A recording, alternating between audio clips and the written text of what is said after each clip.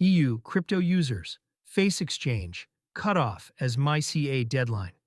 Nears the grandfathering period that kept thousands of crypto companies trading in Europe ends on July 1, 2026.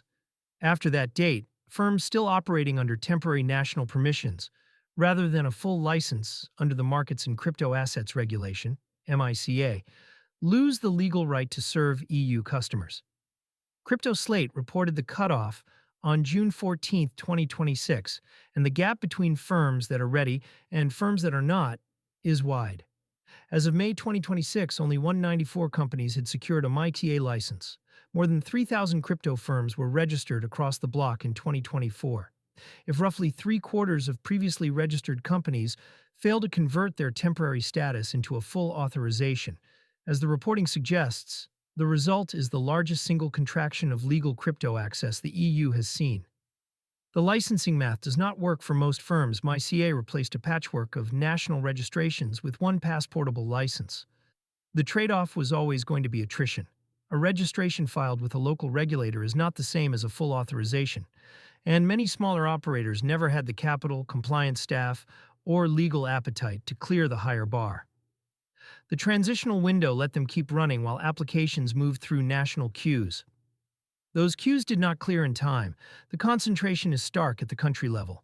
Poland alone accounted for more than 1,400 of the older registered firms, a backlog that helps explain why the country's own crypto market bill has stalled through repeated presidential vetoes. A regulator cannot passport a license it is not finished granting, and an applicant cannot keep serving users on a permission that has expired. France draws the strictest line. Enforcement will not be uniform. France is positioned as the toughest jurisdiction.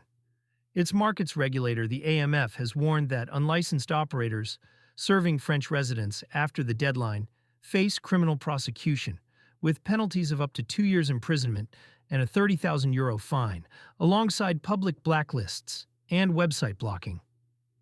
AMF Chair Marie-Anne Barbat-Liani has also signaled that France will not automatically accept licenses granted by member states it considers too lenient, describing the inconsistency in how the bloc has applied the rules as a serious collective failure.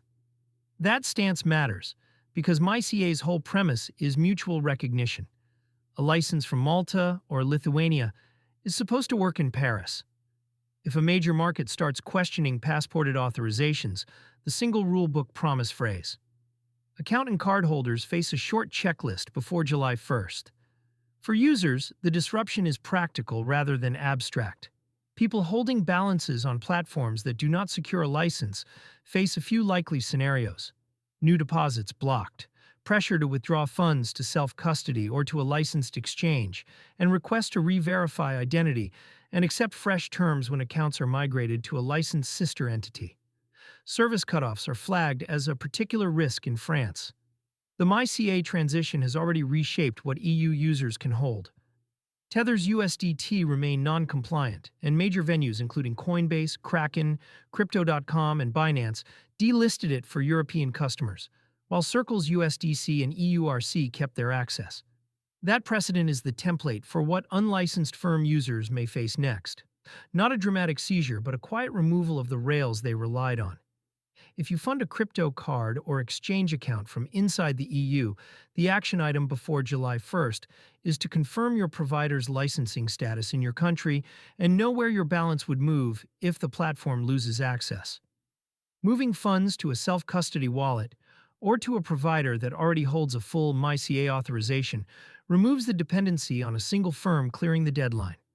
For stablecoin balances specifically, the split between compliant and delisted assets means the stablecoin you spend from can determine whether your card keeps working at all.